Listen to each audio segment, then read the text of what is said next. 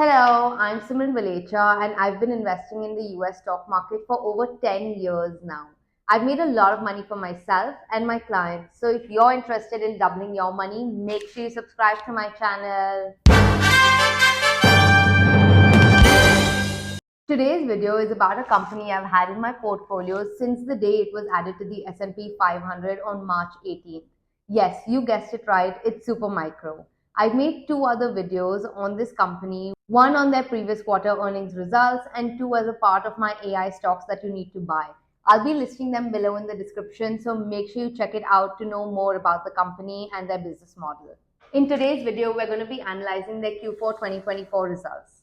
Despite showing triple-digit revenue growth in this past quarter, the investors were disappointed in the company's profitability. The stock dropped 20% that day after they reported their earnings. I was listening to the fourth quarter earnings call, and the CEO, Charles Liang, said, "To put this in perspective, our Q4 revenue has exceeded the full year revenue of fiscal 2022. Our robust growth is driven by our technology and product leadership in the AI infrastructure market, especially with generative AI training and inferencing. We have been scaling quickly to secure a large share of the AI CSP cloud service provider opportunities, deploying some of our largest AI superclusters in the world.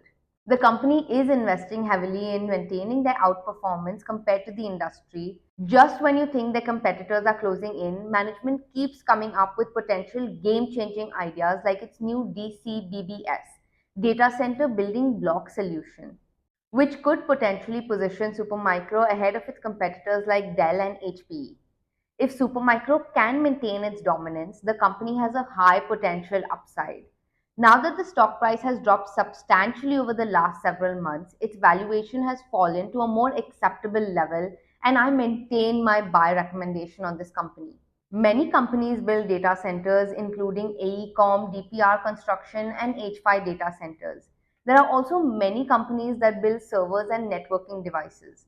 However, no companies that I can think of build servers, data centers, and maintain them. If Supermicro succeeds with its DCBBS product, it could further differentiate itself from its competitors. The CEO also said on its earnings calls that the company plans to offer this solution this calendar year.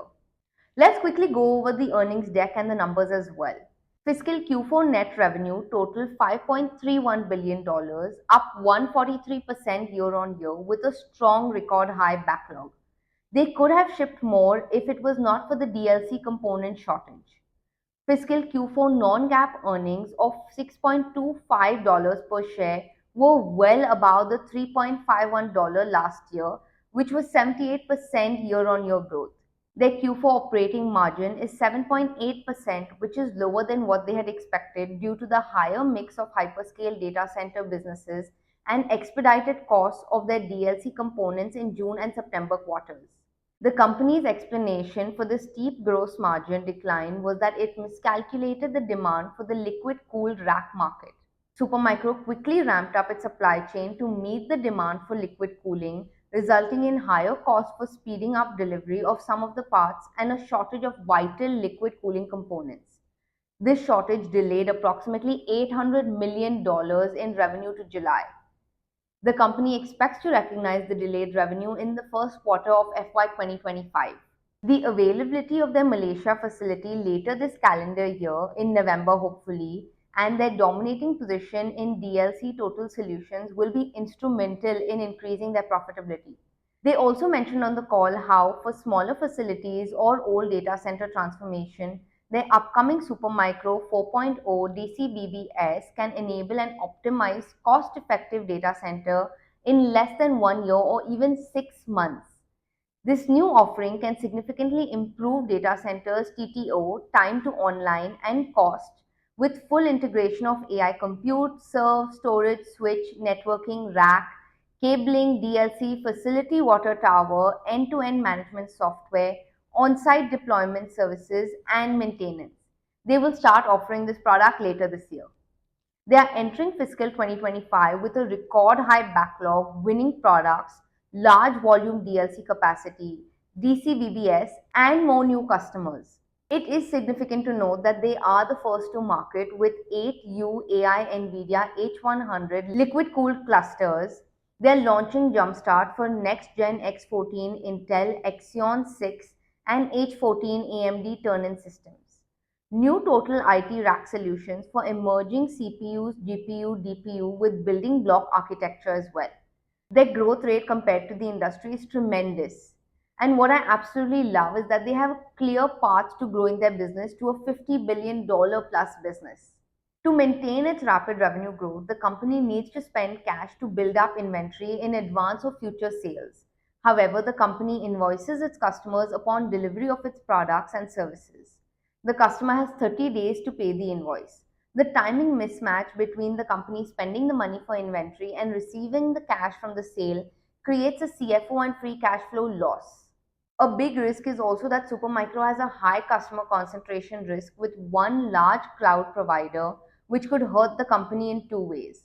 The first way is that when a customer becomes a dominant part of the business, it gains leverage to negotiate discounts and lower average selling prices, which could squeeze margins. The danger is that competitors offer better deals than Supermicro. And the second is that if competitors offer better deals than Supermicro, a race to the bottom could commence, resulting in a less profitable business for all AI server manufacturers. Let's also look at the company's price to earnings growth ratio. Some investors consider a PEG ratio of 1 fairly valued, a number below 1 undervalued, and a ratio above 1 overvalued. Since Supermicro has a PEG of 0.431, the market may undervalue the stock at the current price. Note that earlier in 2024, their PEG was around 3.7, a sign of potential overvaluation. Given that the management does believe that their margins will improve from their current levels back to the range of 14 to 17% as supply chain issues ease and the company has lower manufacturing costs from ramping up its new manufacturing plant in Taiwan and Malaysia, I definitely think this is a good entry point into the company. The company's fourth quarter operating expenses increased 75% year over year to $253 million. This steep rise was due to the company spending heavily to build its workforce and invest in R&D, which honestly I think is a positive sign.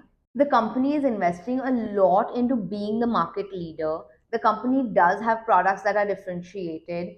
And given that all companies are adopting AI, this is a company stock you need to be buying at this price if you want to be doubling your money by the year end.